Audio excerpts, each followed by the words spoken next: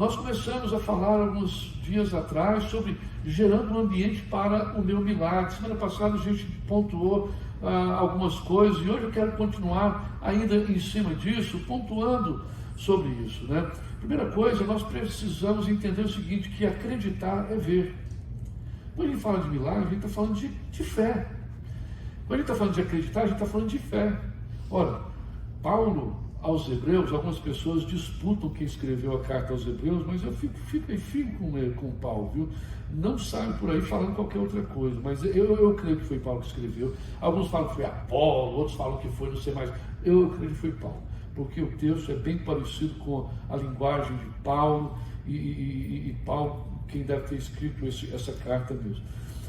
Quando ele fala lá no capítulo 11, e ele versa sobre a fé, ele fala claramente o que significa a fé. A fé é ver. Ver o que? O invisível. É como que a gente vê o invisível? Que coisa antagônica, que coisa mais estranha. A fé é ver o invisível. Lembra que outro dia eu falei para vocês, olha, a fé nos capacita a ir para um lugar que a gente não consegue ver totalmente. Porque tudo aquilo que você consegue ver totalmente, com clareza, você não precisa fé. É tangível, é palpável, tem endereço, é só jogar no Maps, chega lá, entendeu? Então você não precisa disso. Mas olha só que coisa interessante, a fé é como se você tivesse que atravessar uma parede, uma cortina gelatinosa, que você entra nela, ela se gruda em você, fica aquele negócio grudento, mas você vai passando assim, você vai olhando lá do outro lado, você não consegue ver ao certo o que está do outro lado. Mas por quê? Do lado de cá, você orou, você clamou, você pediu a Deus, você gerou alguma coisa no mundo espiritual que deve acontecer, que deve materializar, você vai nessa direção. Por isso, acreditar é ver o invisível. Acreditar é ter fé que aquilo que você está pedindo, aquilo que você está gerando em Deus vai acontecer. Agora, olha só que coisa interessante. Olha esses versículos da palavra de Deus, como são interessantes. Tu és o Deus que realiza milagres. Mostras o teu poder entre os povos. Lá no livro de Salmos, capítulo 77, versículo 14, nós aprendemos isso. Tu és o Deus que realiza milagres. Vamos repetir junto. Tu és. Está fraco esse negócio. Eu sei que vocês não tomaram café, estão esperando o churrasco. Mas vamos lá. Tu és o Deus que realiza milagres. Esse é o Deus que você serve. Esse é o Deus que nós servimos, gente. Nós não podemos querer viver pensando que estamos servindo um deusinho de segunda categoria. Porque o Deus que nós servimos, Ele é. Ele não vai vir a ser. O Deus que nós servimos, Ele é o Deus Todo-Poderoso, segundo a palavra, que criou os céus e a terra. Ele criou tudo que existe na terra, foi Ele que criou. E se nós vamos crer e continuar crendo nesse Deus, nós precisamos crer no que Ele é, no que Ele faz, nas obras que Ele realiza. Quem está comigo diz amém aí. Amém. Então veja bem, tu és o Deus que realiza milagres. Ele mostra o poder dele aos povos. Agora, por que Ele faz milagres? É por minha causa? É por sua causa? É porque nós somos bonzinhos? É porque nós estamos caminhando direitinho? É porque nós fizemos o dever de casa direitinho? Não. Ele faz milagres porque Ele quer manifestar o poder dele aos povos. Ele quer manifestar o poder dele sobre as nossas vidas. Olha só que coisa interessante, o outro verso que nós temos lá, Salmos, que de número 75, verso 1, nós vemos assim: damos-te graças, ó Deus, damos graças, pois perto está o teu nome. Todos falam dos teus feitos maravilhosos. Amém. Olha só que coisa interessante, a palavra de Deus, damos-te graças. O que significa isso? Louvamos a ti, Senhor. Te exaltamos, Senhor. É verdade. Gente, não é pecado você louvar a Deus, não. Tem gente que louva a Deus quietinho, como mineirinho, quietinho, né? Mas tem gente que louva a Deus, pulando, adorando o Senhor. Você vê vídeos daqueles irmãos lá na África, eles louvam a Deus assim, não. Claro, eles fazem melhor do que eu, mas eles louvam a Deus diferente, mas eles louvam a Deus. eles exaltam, eles dão graças a Deus, eles agradecem a Deus pelo poder do nome dele. Será que nós cremos nesse Deus, no poder desse Deus, assim como realmente nós devemos crer? O nosso Deus é poderoso, gente. O nosso Deus não deixou de ser mais poderoso, não deixou de ser poderoso por causa da pandemia. Tem muita gente ainda mastigando esse negócio de pandemia. Não posso ir para a casa de Deus, mas eu posso ir para outros lugares. Nada contra, é bom a gente ir para outros lugares. Mas então olha só, todos falam dos teus feitos maravilhosos. Deixa eu fazer uma pergunta para você. Quais são os feitos maravilhosos que Deus fez na sua vida? Você consegue enumerar? Existe algum feito maravilhoso de Deus na sua vida? Amém. Se Deus fez alguma coisa, se Deus realizou algo na sua vida, preste atenção no que eu vou te dizer. Não te esqueça dos grandes feitos do Senhor. Traga sempre à tua memória, à sua memória, os feitos que Ele fez por você.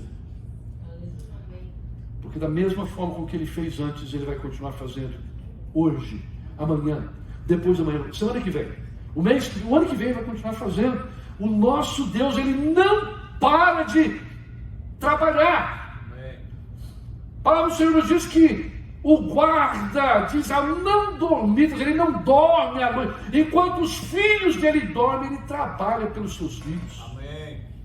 Nós precisamos alimentar a nossa vida com essas realidades, gente. Senão, nós vamos ficar comendo mosca. Nós precisamos alimentar, nós somos filhos de Deus. O nosso Deus é poderoso, o nosso Deus faz milagres, o nosso Deus cria do nada. A palavra do Senhor em Gênesis, logo no primeiro capítulo, primeiro versículo, fala o quê? Que do nada Deus criou todas as coisas. E Deus criou todas as coisas do nada a partir do quê? A partir de alguma coisa que Ele tinha, não, a partir do nada, pelo poder da palavra dEle. A palavra de Deus tem peso até hoje, gente. A palavra de Deus, ela é poderosa até hoje. Tem um aval eterno. Por isso Deus faz aquilo que Ele disse que vai fazer, Ele vai continuar fazendo. Nós podemos dizer amém? Amém. Glória a Deus. Olha só, Salmo 111, verso 3. Os salmos estão cheios desses textos maravilhosos. Os seus milagres manifestam majestade e esplendor, e a sua justiça dura para sempre. Amém. Olha só, gente, é a palavra de Deus, gente. Isso aí não é quote, isso aí não é um pensamento do Facebook, não. Isso aí não é um pensamento de um rapper, isso aí não é um pensamento de alguém que achou, que falou, aí pega a fotografia de um cara mais famoso e coloca aquela frase bonita, não. Isso aí é a palavra de Deus, gente. A palavra de Deus. Os seus milagres manifestam a majestade e esplendor, e a sua justiça dura para sempre. Hoje você não está sentindo a justiça de Deus? Fica tranquilo. Ela está aí pertinho de você. Ela está pertinho de você. Está pertinho. Deus não se ausenta de forma alguma. Agora, olha só. Deixa eu compartilhar com vocês. Olha só que coisa interessante. Pense nessas frases que eu vou compartilhar com vocês. Tanto no Velho Testamento como no Novo Testamento, milagres acontecem com um único propósito. Qual é o propósito? De revelar Deus. Amém, Deus, aleluia. O propósito de revelar Deus. Meu milagre, sim. Deus vai dar, Deus vai estar fazendo milagre na sua vida. O que você vai fazer com o milagre? Precisamos revelar a Deus, manifestar o poder de Deus, testemunhar do poder de Deus. É para isso. Olha só essa outra frase. Abra o seu coração e convide o Senhor Jesus para todas as circunstâncias de sua vida. Acredite. Olha só, quando Ele entra no ambiente, milagres acontecem. Milagres acontecem. Eu creio nisso. Você crê nisso? Amém. Se você crê nisso, dá um amém bem forte aí. Amém. Amém. Amém. Teve um que tinha antigamente um que falava assim, amém bem forte, né? Olha, última frase aí. Parece que seu milagre está demorando mais do que o dos outros. Você se sentiu assim? Parece que Deus faz milagre para todo mundo, mas o meu está demorando. Não chega de jeito nenhum. Que demora é essa? Opa, não pode cair não. Que demora que é essa? O milagre de todo mundo chega, o meu não chega. Olha só, creia. Deus não te trouxe até aqui para te abandonar desse jeito. Deus não nos trouxe até aqui para nos abandonar, para nos deixar ao léu. Não, peraí, freio, respira fundo, aperta os cintos aí. O piloto não subiu não, mas segura firme, porque se está difícil para você hoje, não se preocupe, Deus não te abandonou. Mas não é verdade que de vez em quando nos dá aquela sensação, parece que a gente foi abandonado? Lembra aquele filme Me Deixaram para Trás? Olha só, Deus não nos deixou para trás. Deus sabe exatamente o momento, o timing de Deus, the timing of God, it's perfect. Tá? Ok, desculpem. Vamos gerar milagres, gente. Como que a gente vai fazer isso? Como que a gente vai gerar esses milagres? Bom, em primeiro lugar, obedeça Jesus nas coisas ordinárias. Primeira coisa, nós temos que obedecer Jesus. Irmãos, milagre não acontece sem obediência. Obediência é um prenúncio do milagre. A gente, ainda que esteja apontando, ainda que parece que esteja esboçando, não, ainda que esteja aquela penumbra e parece que nada acontece, parece que quando nada acontece uma coisa ruim. Já viram isso em algum lugar, gente? Talvez com vocês nunca, mas comigo já aconteceu. Parece que não vai, mas de repente mais uma coisa acontece. Olha só que coisa interessante. Obedeça Jesus nas coisas ordinárias. A palavra do Senhor é muito clara. Olha só, lá no Evangelho de João, no capítulo 9, nós lemos do verso 6 até o 7, algo muito interessante, uma história bem interessante mesmo.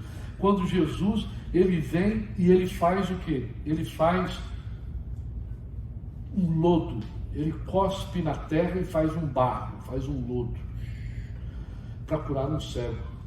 Aí ele pegou aquele lodo lá e tal, passou no olho do cego, tal, passou aquele barro e tal. Depois que ele fez isso, o que Jesus fez? Falou assim para ele: vai ao tanque de Siloé e lava-te. Se aquele cego não tivesse obedecido, não tivesse ido até o tanque de Siloé, prestem bem atenção, do lodo até o tanque de Siloé, muita coisa passou pela cabeça daquele cego. Muita dúvida.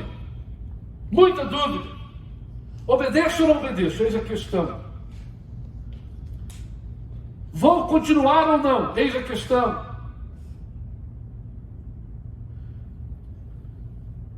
Nós é quem temos esse controle, gente. O cego, ele simplesmente obedeceu. Ele foi lá e lavou. Assim como o Senhor diz, coisa ordinária. Ora, se o Senhor fala para nós orarmos, nós temos que orar. Se o Senhor fala para nós estudarmos a palavra, nós temos que estudar a palavra.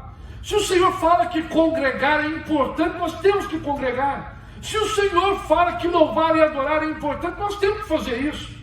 Não é historinha de carochinho de pastor, não é historinha de pessoa qualquer, é a palavra de Deus. Se a palavra de Deus diz para a gente fazer isso, a gente tem que fazer. Imagine vocês se, por exemplo, Moisés, o Senhor falou para Moisés, né? Moisés, quando eles estavam diante do Mar Vermelho, Faraó atrás, perseguindo-os para destruí-los. O Senhor falou para ele: Moisés, pega o cajado e toca na água. Se Moisés poderia dar risada. Mas como assim, Senhor? Pegar o cajado e tocar na água, que negócio é esse?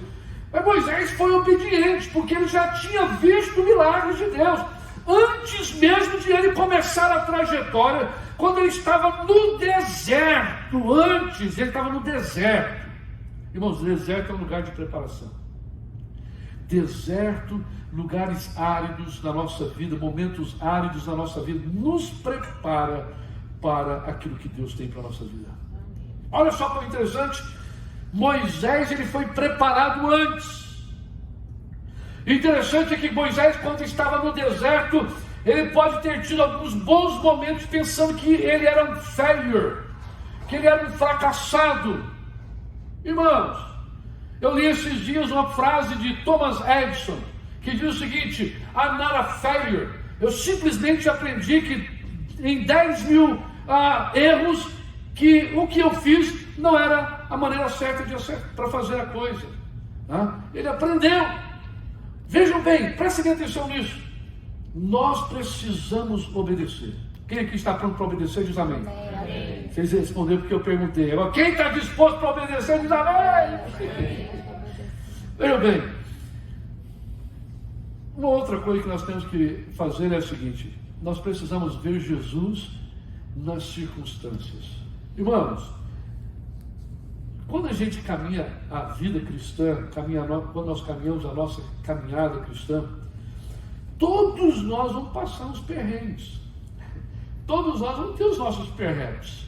Todos nós vamos ter as nossas dificuldades. Concorda comigo? Amém. Quem aqui já teve dificuldade na vida, levanta a mão. Amém. Os mentirosos ficam com a mão abaixada. Meu bem, eu falei, isso aí, eu vou até sentar aqui, ó. Boa, Léo. Aqui, ó, vou levantar as mãos. Bem escandalosamente, é verdade, todos nós, gente. Todos nós passamos por uns problemas, por uns bons bocados. Gente, marido e mulher dá problema. Tem que resolver. A gente ora, a gente chora junto, a gente beija. Tem que resolver. Gente, no trabalho, a gente tem problema no trabalho, na vida profissional, a gente tem problema na vida profissional também. Para a gente crescer, para a gente amadurecer, dói. Para crescer profissionalmente, dói. Para a gente para a gente alcançar alguma coisa na vida, dói. Não tem nada nessa vida que não dói. Quando eu era pequeno, eu sentia muitas dores nas pernas. Minha mãe me levou uma vez no médico, o médico falou assim: não preocupe, é a dor do crescimento. A dor do crescimento. E é uma realidade. Dor de crescimento. Às vezes as dores nas pernas, minha mãe tinha que levantar de madrugada, colocar um pano quente nas minhas pernas. E o médico falou assim: é dor do crescimento. Em todas as áreas da nossa vida, gente, nós vamos ter circunstâncias, nós vamos ser desafiados. Ninguém cresce sem ser desafiado, ninguém amadurece sem ser desafiado, ninguém cresce, ninguém amadurece, ninguém tem sucesso na vida se não enxergar as circunstâncias às quais você está inserido. Agora, preste atenção, uma coisa é nós olharmos para as circunstâncias com a nossa humanidade, com a nossa carnalidade. Uma coisa é nós olharmos para as circunstâncias com o nosso jeito evoterno. Que tal se nós olharmos para as circunstâncias com o jeito de Jesus? Quando nós olhamos para as circunstâncias do jeito de Jesus, nós temos o olhar da eternidade. Nós enxergamos o amanhã. Hoje está ruim, mas amanhã vai ser bom. Essa semana foi ruim, mas a semana que vem vai ser melhor. O mês passado o bicho pegou, estourou tudo. A ribanceira encheu-se de água, as vazantes lotaram-se completamente, e eu estou desesperado, mas o mês que vem vai ser melhor.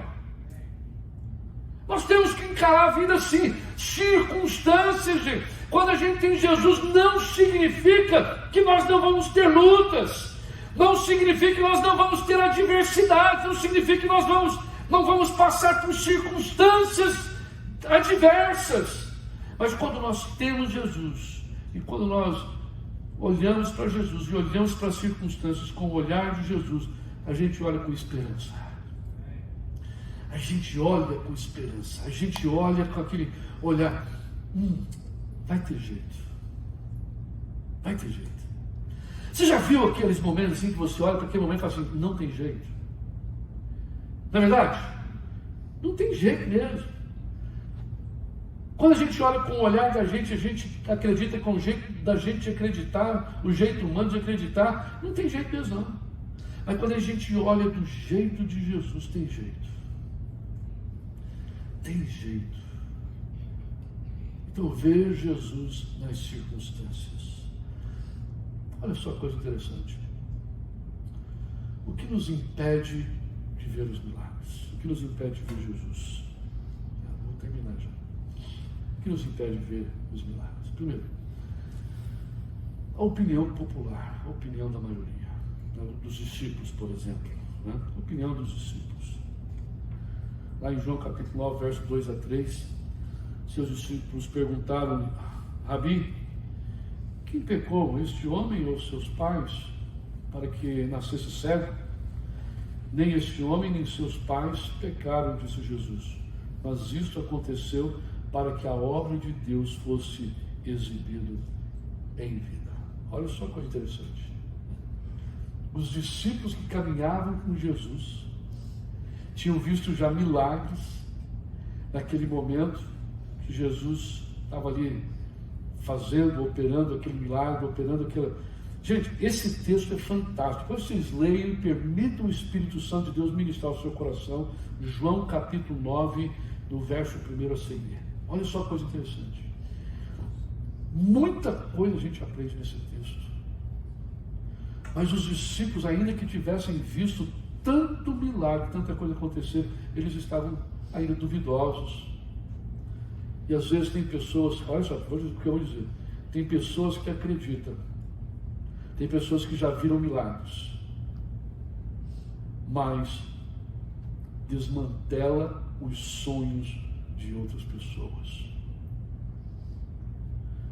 Por quê? Porque não é o sonho dela. Porque não é o sonho dela de desmantelar o sonho dos outros. Segunda coisa que nós podemos ver que pode impedir-nos de ver os milagres são dúvidas. Olha só, a multidão estava ali, verso 8 a 9.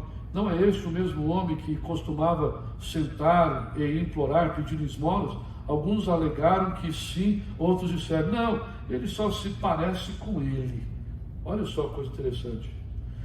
A fala da multidão gerou dúvidas. Você já percebeu que hoje em dia, quando você fala de certos temas da fé, a multidão, as vozes da multidão faz você às vezes duvidar? Sabe por quê? As vozes da multidão têm um eco muito maior. A mídia tem um poder de ecoar mentiras como se fossem verdades e verdades como se fossem mentira. A multidão ecoou uma dúvida. Queridos, nós que servimos o Senhor, nós não podemos duvidar. Nós não podemos duvidar do poder de Deus, porque tem muitas pessoas que preferem acompanhar, seguir o que a multidão fala do que seguir o que o Senhor faz. Então, isso pode impedir-nos de receber o milagre. Quantos aqui creem em milagres? Amém. Quantos aqui já receberam milagres na sua vida? Amém. Quantos acreditam que receberão milagres na sua Amém. vida?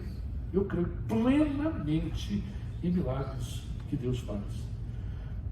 Olha só, uma terceira coisa é a tradição, são os fariseus, né? Os religiosos da época, aquelas pessoas santarona demais, religiosas demais, quer muito mais de poder de Deus para isso e para aquilo. Olha só, esses fariseus, eles achavam que eles detinham o poder de Deus. Os fariseus, os saduceus, que eram os religiosos da época, eles achavam que eles eram os detentores do poder de Deus. Eles tinham mais poder, eles precisavam mais de poder. E hoje em dia, a mesma coisa acontece. A mesma coisa acontece.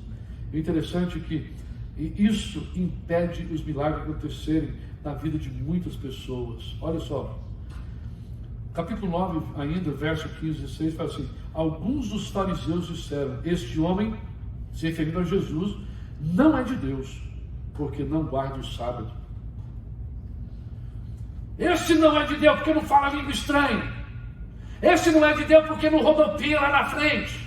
Esse não é de Deus porque não dá piruleta. Esse não é de Deus porque não está pregado na parede. Esse não é de Deus. Conversa fiada. Aquele que vem de Deus manifesta o poder de Deus, transformação de caráter. Tem muita gente que rodopeia em qualquer lugar e planta até bananeira, mas o caráter é completamente corrupto. Poder de Deus transforma o nosso caráter segundo a imagem do caráter de Jesus Cristo. Amém. Então, os fariseus, está cheio de fariseu por aí. Medo. Última coisa, medo. Medo impede a gente de receber milagres. Olha só que coisa interessante, o verso 21 e 22 fala assim: mas como ele pode vir agora, ou quem abriu os olhos, não sabemos. Pergunte a ele. Ele é maior de idade, ele falará por si mesmo. Seus pais disseram isso porque estavam com medo. Os pais disseram. Irmão, se você tivesse um filho que experimentasse um milagre, você iria duvidar dessa maneira. Você teria esse medo. Eu estou nem aí, foi Jesus que fez. E se eu ouvir que foi Jesus, glória a Deus por isso. Medo pode impedir. O medo do desconhecido. Deixa eu dizer algo para todos nós. Gente, caminhar com Deus, caminhar na direção de milagres, significa que a gente caminha no desconhecido. Caminhar na fé significa que a gente caminha na direção do desconhecido. Porque Deus não revela todas as coisas. Deus vai revelando, né? God is unfolding His plans each and every day before our very own eyes. Todos os dias Deus vai revelando para nós o nosso caminhar. Quem está comigo diz amém. Essas coisas impedem milagre. Nós precisamos criar esse ambiente. Então, para nós criarmos um ambiente de milagre, dúvida, olha só, medo, tradição, dúvida e opinião popular não podem atravessar o nosso caminho. Nós precisamos estar olhando, segundo as Escrituras Sagradas, para o autor e consumador da nossa fé. Quem pode dizer amém? Amém. Olha só. Então, nós precisamos obedecer a Jesus nas coisas ordinárias. Nós precisamos ver Jesus, tá, nas circunstâncias. E nós precisamos confiar em Jesus com a nossa própria vida. Com a nossa própria vida. Está você pronto para confiar em Jesus com a sua própria vida? Se você está pronto para confiar em Jesus com a sua própria vida, você está caminhando na direção do milagre. Pastor, mas eu conheço pessoas que vivem a vida assim meio a banga da fumenga. E se me perguntar o que é a banga da fumenga, eu nem sei o que é isso, mas vive a vida torta e tem tanto milagre na vida dele. Presta atenção. Jesus está trabalhando na vida dele. Jesus conhece cada um. Então veja bem, eu quero milagre. Eu quero criar. Os outros não importam. Eu não devo. Como os outros recebem, não me importa. Eu vou seguir o que a palavra de Deus diz. Quem está comigo diz amém. Amém. Eu quero milagre. Amém. E nós vamos orar agora por milagre. Amém. Vamos orar por milagre. Eu não sei o que você precisa. Eu não sei o que você precisa. Algumas pessoas eu sei por alto. Mas se eu for um íntimo pessoal, é só você e Deus. Eu quero orar por milagre. Vamos ficar em pé. Vamos orar.